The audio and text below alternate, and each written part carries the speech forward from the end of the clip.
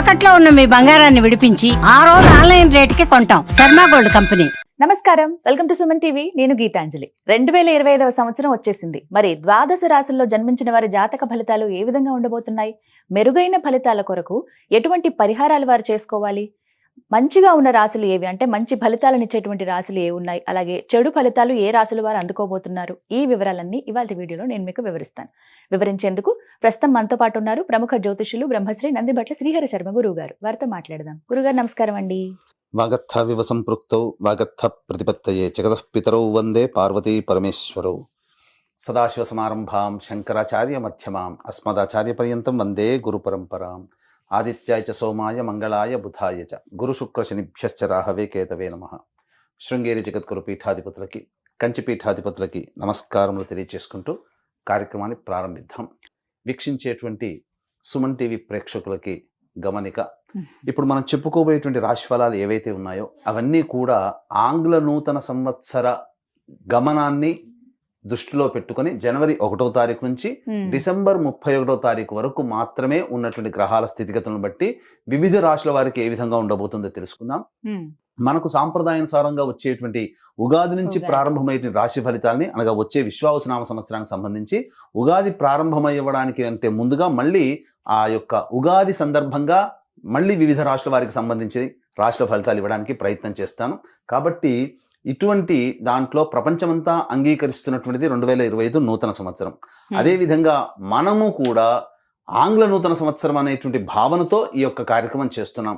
అదే ఉగాది నాడైతే మార్చి 29వ తారీఖు నుంచి మళ్ళీ 2026-28 వరకు ఉండేటువంటి గమనం వరకు ఉండేది చెప్పేటువంటిది. అవి మనం మరియు వీడియోలో తెలియజేసుకుందాం. అదే అడగబోతున్నాను గురుగారు. అంటే సాధారణంగా ఒకటే ప్రశ్న అడుగుతారు, ఉగాది కదా అసలు చెప్పాలి జాతక ఫలితాలు అనేవి, ఈ లోపు ఏంటి అంటే ఒక సాంప్రదాయంగా అది కొనసాగిపోతుంది. అంటే మనకేమని చెప్పబడింది అంటే, ధర్మం ఏం చెప్పబడింది శాస్త్రంలో అంటేనమ్మా, ప్రపంచమంతా ఏది ఒక విషయం గురించి ఒక తాటి మీద ఉంటుందో అది ధర్మమే కూర్చుంటుంది, శాస్త్రమే కూర్చుంటుంది. ఇక మరి ద్వాదశ రాశుల వారి జాతక ఫలితాలు తెలుసుకుందాం. ముందుగా గ్రహస్థితులు ఏ విధంగా ఉన్నాయో తెలియచేస్తారా? జనవరి 1, 2025 నుంచి. ఇక గ్రహస్థితిలో గనక గమనించుకున్నట్లయితే ముఖ్యంగా గురువు 9th మే వరకు కూడాను ఈ వృషభ రాశిలో సంచారం చేస్తున్నాడు. 9th మే నుంచి మిథున రాశిలోకి సంచారం, 9th మే నుంచి సెప్టెంబర్ 27వ తారీఖు వరకు. ఇక సెప్టెంబర్ 28 నుంచి నవంబర్ 11వ తారీఖు వరకు కర్కాటక రాశిలో. ఇక నవంబర్ 12వ తారీఖు నుంచి డిసెంబర్ 28 వరకు కర్కాటక రాశిలోనే వక్రీకరించే స్థితి పొంది ఉండడం. ఇక శని భగవాన్ల వారిని కనుక చూసుకున్నట్లయితే 15 ఏప్రిల్ వరకు కుంభరాశిలో సంచారం చేస్తున్నారు. 16 ఏప్రిల్ నుంచి అక్టోబర్ 9వ తారీఖు వరకు మీనరాశిలో సంచారం. ఈ మధ్య కాలంలో జూలై 8వ తారీఖు నుంచి వక్రీకరించి మీనరాశిలోనే సంచారం చేస్తున్నాడు. అలాగే అక్టోబర్ 10వ తారీఖు నుంచి కుంభరాశిలో సంచారం చేస్తూ వక్రీకరించి కుంభరాశిలో, నవంబర్ 26వ తారీఖు నుంచి వక్రత్యాగము శని భగవాన్ల వారు చేస్తున్నారు. ఇక రాహుకేతులు కనుక చూసుకున్నట్లయితే 15 మే వరకు కేతువు కన్యలో మరియు రాహువు మీనరాశిలోకి, అలాగే 16 మే నుంచి సింహరాశిలో కేతువు, అలాగే కుంభరాశిలో 16 మే నుంచి రాహుగ్రహ సంచారం జరుగుతుంది. ఇక్కడ గమనించుకున్నట్లయితే ఇక్కడ వీక్షించేటువంటి ప్రేక్షకులకు అందరికీ తెలియజేయాల్సినటువంటి అంశం ఏంటంటే, ముఖ్యంగా అందరూ ఈ ద్వాదశ రాశుల గురించి రాగానే అందరూ ఆలోచించేటువంటిది ముఖ్యంగా శని దోషం, ఏలినాడు శని, అష్టమ శని, అర్ధాష్టమ శని, కంటక శని, యోగ శని, ఈ శని దోషాలు. అయితే ఇక్కడ 15 ఏప్రిల్ వరకు శని కుంభరాశిలో సంచారం చేస్తూ 16 ఏప్రిల్ నుంచి మీనరాశిలోకి సంచారం చేస్తున్నా, ఈ యొక్క జూలై 8 నుంచి మీనరాశిలోనే సంచారం చేస్తూ వక్రీకరించినటువంటి కారణం చేత మళ్ళీ ఈ కుంభరాశి ఫలితాన్ని ఇస్తాడు. అక్టోబర్ 10న కుంభరాశిలోనే వక్రీకరించి ఉన్నటువంటి స్థితిగతుల చేత ఏమవుతుంది, మళ్ళీ మకర రాశి ఫలితాన్ని శని భగవానులు ఇస్తారు. కాబట్టి అర్థం చేసుకోవాల్సినటువంటి అంశం ఏంటంటే, ఎవరికి కూడాను ఈ సంవత్సరం శని భగవానుడు యోగదాయకంగా పూర్తిగా లేడు. 12 రాశుల వారికి అష్టమ శని, అర్ధాష్టమ శని, కంటక శని, యోగ శని, దాంపత్య శని, ఈ రాశుల ఈ యొక్క శని దోషాలు ఏదో ఒక సందర్భంలో కొన్ని నెలల పాటు అందరూ రాశుల వారు అనుభవించాల్సిందే తప్ప ఇక్కడ ప్రత్యామ్నాయము లేదు. కాబట్టి ఇక కుంభరాశి వారికి ఏలినాటి శని వెళ్ళిపోతుందని సంతోషం కానీ, ఈ యొక్క సంబంధించి మకర రాశి వారికి ఏలినాటి శని వెళ్ళిపోతుందని సంతోషం కానీ, లేకపోతే కర్కాటక రాశి వారికి అష్టమ శని దోషం పోతుందని కానీ భావించాల్సిన అవసరం లేదు. వృశ్చిక రాశి వారికి అర్ధాష్టమ శని దోషం పోతుందని కూడా భావించాల్సిన అవసరం లేదు. ఎందుకంటే శని మళ్ళీ రుజు మార్గంలో వెళ్ళి మళ్ళీ వక్ర మార్గం చేత వక్రగతిన సంచారం చేస్తున్నటువంటి కారణం చేత 12 రాశులు శని ప్రభావానికి గురవుతాయి. కాబట్టి ఈ సంవత్సరం అన్ని రాశుల వారు శని దోష పరిహారములు ఖచ్చితంగా చేసుకోవలసినదే, అందులో సందేహం లేదు. గురుగారు, గ్రహస్థితులు ఏ విధంగా ఉన్నాయో తెలియజేశారు. మరి ఈ 2025 సంవత్సరంలో ద్వాదశ రాశుల్లో మూడోదైన మిథున రాశి వారి జాతక ఫలితాలు ఏ విధంగా ఉన్నాయో తెలియజేస్తారా? మిథున రాశి వారికి ప్రధానంగా గురుగ్రహ ప్రభావం సంపూర్ణంగా ఉన్నటువంటి జాతకం. ఇక్కడ ఎందుకు తెలియజేస్తున్నానంటే, ప్రధానంగా ఈ యొక్క శని భగవాన్ల వారు కూడాను అనుకూలంగా ఉండేటువంటి సమయం, అలాగే రాహుకేతుల ప్రభావాలు మారుతుండడం. కాబట్టి గత సంవత్సరం కంటే ఇంకా మెరుగైనటువంటి జీవితాన్ని గురుగ్రహ, శనిగ్రహ, రాహుగ్రహ ప్రభావం వల్ల మిథున రాశి వారు పొందుతారని చెప్పవచ్చు. ఇక ముఖ్యంగా చూసుకున్నట్లయితే ఈ యొక్క సంబంధించినటువంటి మే 8 వరకు వృషభ రాశిలో సంచారం చేస్తున్న, మార్చి వరకు లాభస్థాన ఫలితాన్ని మిథున రాశి వారు పొందుతున్నారు. కాబట్టి ఈ సంవత్సరం ఉగాది వరకు, జనవరి నుంచి ఉగాది వరకు మిథున రాశిలో జన్మించినటువంటి వారు అన్ని రంగాల్లో ఉన్నటువంటి వారికి ధనాదాయం చక్కగా ఉంటుంది, రాని బాకీలు వసూలు అవుతాయి. ఇక మే 9 నుంచి సెప్టెంబర్ 27 వరకు మిథున రాశిలో సంచారం చేస్తున్నటువంటి ఈ కారణం చేత కొద్దిగా చేస్తున్నటువంటి పనులలో ఒడిదుడుకులు అనేటువంటివి ఉంటాయి. కాబట్టి ఈ సమయం కాస్త జాగ్రత్తగా ఉండండి. ఓవర్ వెయిట్ పెరిగేటువంటి అవకాశాలు, ఒబేసిటీ ప్రాబ్లమ్స్తో బాధపడడం మిథున రాశి వారు గమనించదగినటువంటి విషయం. ఇక సెప్టెంబర్ 20 నుంచి నవంబర్ 11 వరకు కర్కాటక రాశిలో సంచారం చేస్తున్నటువంటి కారణం చేత మార్చి వరకు మళ్ళీ ఎటువంటి స్థితిగతులు ఉన్నాయో మళ్ళీ సెప్టెంబర్ నుంచి నవంబర్ 11 వరకు కూడాను అలాగే ఈ సంబంధించినటువంటి పరిస్థితులు ఉంటాయి. కాబట్టి ఓవరాల్గా చూసుకుంటే ఒక 4-5 నెలలు అనుకూలంగా ఉండడం, 5-6 నెలలు అనుకూలంగా లేకపోవడం మిథున రాశి వారికి గురుగ్రహ ప్రభావం చెప్పవచ్చు.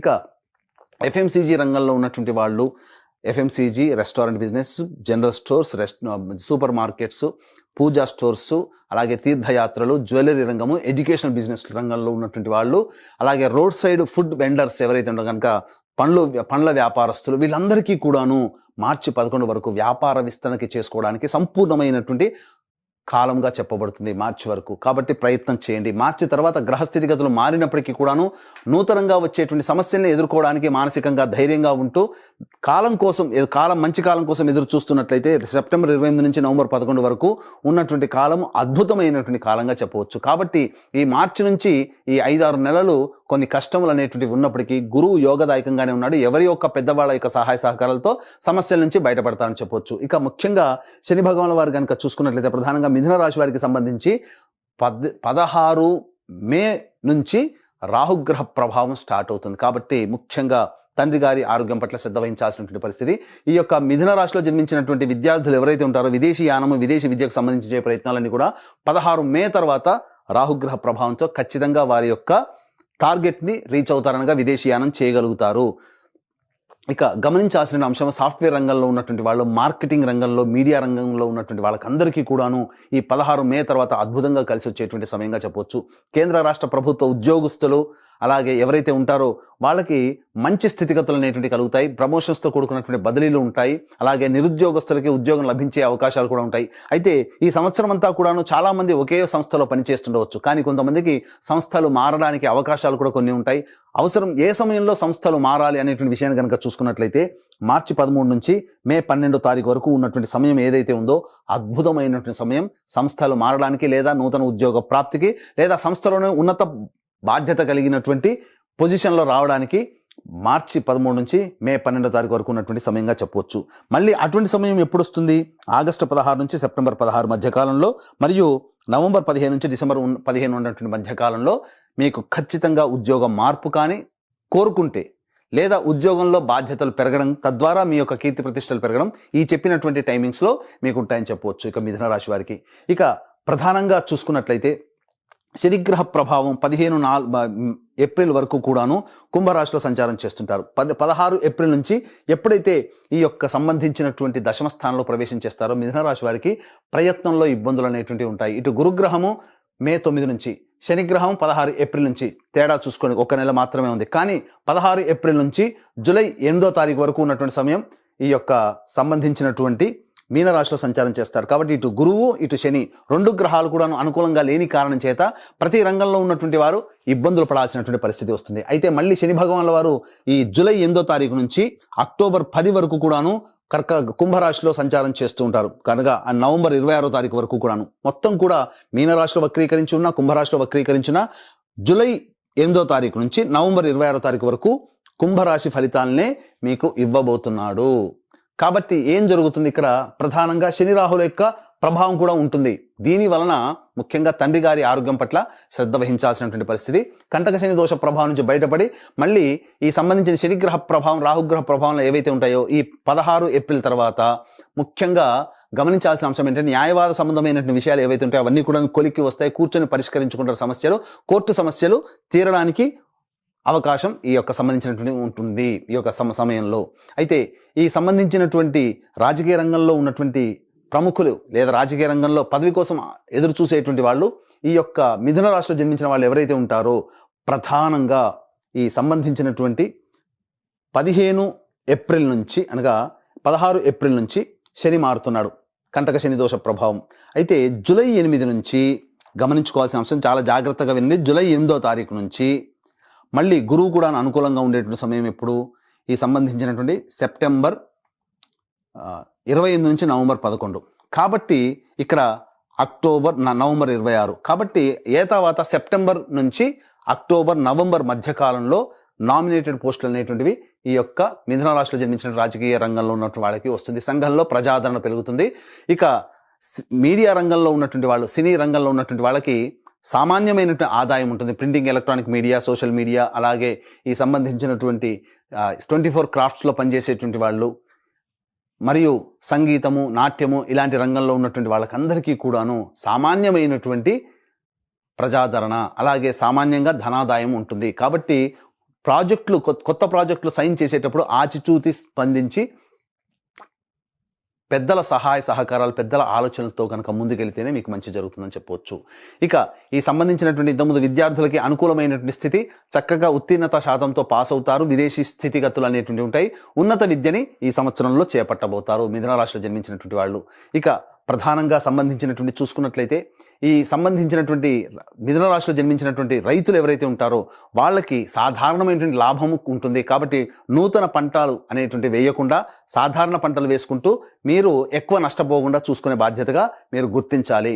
ఇక సంబంధించినటువంటి లాయర్ రంగంలో ఉన్నటువంటి వాళ్ళకి ప్రమోషన్స్ కోసం అయితే, ఏదైనా పదవి కోసం ఆశిస్తున్నటువంటి చేసినట్లయితే కొంత భంగపాటు తప్పదనేటువంటి విషయాన్ని గమనించుకోవాలి. రియల్ ఎస్టేట్ రంగంలో ఉన్నటువంటి వారు ఉన్నటువంటి ప్రాజెక్టులనే కంటిన్యూ చేసుకుంటూ ఉండడం, కొత్త ప్రాజెక్టుల కోసం అప్పులు తెచ్చి ఆ యొక్క ప్రాజెక్టులు ముందుకు సాగకపోవడం వల్ల మీ యొక్క డబ్బులు మీరు కోల్పోతారు. తద్వారా ఇబ్బందికర పరిస్థితులు రియల్ ఎస్టేట్ రంగంలో ఉన్నటువంటి వాళ్ళకి ఉంటాయని చెప్పవచ్చు. ఇక ఎలక్ట్రానిక్ అండ్ ప్రింటింగ్ మీడియాలో ఉన్నటువంటి వాళ్ళు, అలాగే ఈ కరెంటు సంబంధించినటువంటి వ్యాపార వృత్తులు ఎవరైతే ఉన్నారో వాళ్ళు జాగ్రత్తలు పాటించండి. ముఖ్యంగా ఎడిబుల్ ఆయిల్స్, స్టీల్ రంగము, అలాగే చర్మం సంబంధమైనటువంటి పరిశ్రమల్లో, తోలు పరిశ్రమల్లో ఉన్నటువంటి వాళ్ళు, అలాగే కింది స్థాయి ఉద్యోగస్తులు ఉన్నటువంటి వాళ్ళకి ఆశించిన మేర ఫలితాలు కలగకపోగా కొన్ని ఇబ్బందికర పరిస్థితులు అనేటువంటి ఉంటాయి. కాబట్టి జాగ్రత్తలు పాటించండి.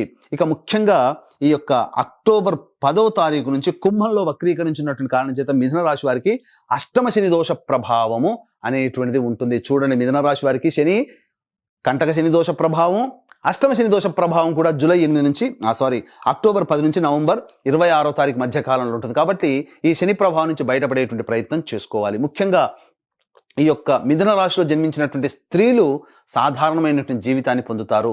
దాంపత్య సౌఖ్యము ఉంటుంది. బాధ్యతలు సాధారణంగా ఉంటాయి, కానీ ఫలితం అనగా శ్రమకు తగ్గినటువంటి ఫలితాన్ని పొందలేకపోవడం, కుటుంబ సభ్యుల యొక్క ఆదరణ అంతగా లేకపోవడం వల్ల కొంత మానసిక వ్యధకి లోనైనటువంటి అవకాశాలు ఉంటాయని చెప్పవచ్చు. కాబట్టి జాగ్రత్తలు పాటించండి. వివాహం కావాల్సినటువంటి అబ్బాయిలు, అమ్మాయిలు ఎవరైతే ఉంటారో మే 9 నుంచి సెప్టెంబర్ 27 మధ్య కాలంలో ఉన్నటువంటి సమయం వివాహము నిశ్చయం అవుతుంది, అందులో సందేహం లేదు. ఇక ముఖ్యంగా గమనించుకోవాల్సింది ఏంటంటే అక్టోబర్ 10 నుంచి నవంబర్ 26 మధ్య కాలంలో వివాహము నిశ్చయమై దాంపత్యంలో ఉంటారు అని చెప్పవచ్చు.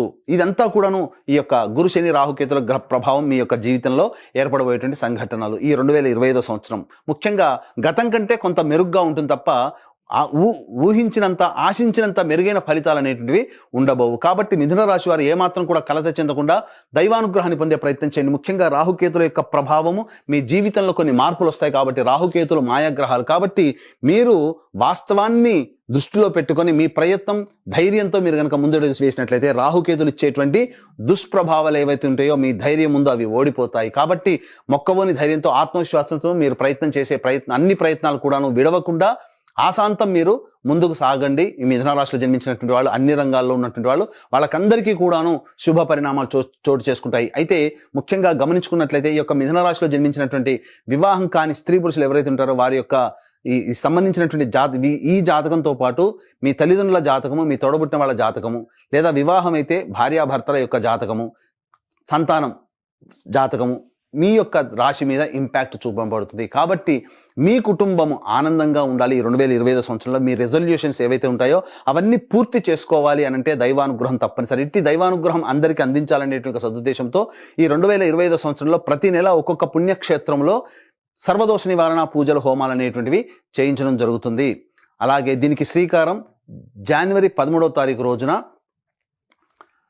శ్రీకాళహస్తిలో కానీ శ్రీశైల క్షేత్రంలో కానీ శ్రీకారం చుట్టుతున్నాం. ప్రతి నెల ఒక్కొక్క పుణ్యక్షేత్రంలో జరపబడుతుంది. మీ కుటుంబ సభ్యుల గోత్రనామాలు నమోదు చేసుకోవచ్చు. అవకాశం ఉన్న కార్యక్రమం తదంతా కాంటాక్ట్ చేసి రిజర్వేషన్ వివరాలు తెలుసుకోవచ్చు. ఇక తండ్రి వైపు 6 తరాలు, భర్త వైపు 6 తరాలు, తల్లి వైపు 3 తరాలు, భార్య వైపు 3 తరాలు ఏవైనా దుర్మరణాలు ఉన్నా, అలాగే కుటుంబ సభ్యులు లివర్ ప్రాబ్లం, కిడ్నీ ప్రాబ్లం, క్యాన్సర్తో మరియు 60 సంవత్సరాల లోపల ఏ విధంగా చనిపోయినా వాటిని పితృదోషం అని అంటారు. కాబట్టి ఇట్టి పితృదోష నివారణార్థమే ప్రతి నెల మన పీఠం ఆధ్వర్యంలో కార్యక్రమాలు జరిపించడం జరుగుతున్నాయి. వాటి వివరాలు కూడా తెలుసుకోవచ్చు. చక్కగా వివరించారండి. మిథున రాశి వారికి ఎలా ఉంటాయి జాతక ఫలితాలు, అంటే ఏ ఏ రంగాల్లో ఉన్న వారికి ఎలా ఉంటాయో వివరించారు. అయితే అన్ని రంగాల వాళ్ళు శుభ ఫలితాలు అందుకోవాలంటే గనక వాళ్ళు ఎటువంటి పరిహారాలు చేసుకుంటే మంచిదండి? ఎందుకంటే శని ప్రభావం కూడా ఈ సంవత్సరం అన్ని రాశులపైన ఉంటుందన్నారు. అదేవిధంగా మిథున రాశి వారి పైన కూడా. మరి పరిహారాల విషయం ప్రతిరోజు కూడాను దుర్గా కవచము, రుద్ర కవచము ఈ మిథున రాశిలో జన్మించినటువంటి వాళ్ళు రోజుకి 3 సార్లు పఠించాలమ్మా. ఇక తరచూ దుర్గాదేవి ఆలయాన్ని గనక సందర్శన చేసుకుంటే ప్రదోషకాల సమయంలో వాళ్ళ సమస్యలు అమ్మవారు దగ్గరుండి తీరుస్తుందని చెప్పవచ్చు. ఇప్పుడు చెప్పినటువంటి ఫలితాల కంటే విభిన్నంగా మీ యొక్క జీవితం ఉన్నట్లయితే మీ యొక్క జన్మ జాతకంలోని నడుస్తున్నటువంటి దశాంతర దశల గ్రహ ప్రభావాలు కావున దగ్గరలోని మంచి ఉపాసనా పరులైనటువంటి జ్యోతిషుని సంప్రదించి వారి సలహాలు, సూచనలు గనక పాటించినట్లయితే మరింత మెరుగైనటువంటి జీవితాన్ని పొందుతారని ఆశిస్తూ సర్వం శ్రీ ఉమామహేశ్వర పరబ్రహ్మార్పణమస్తు. చక్కగా వివరించారు గురుగారు. నమస్కారం అండి.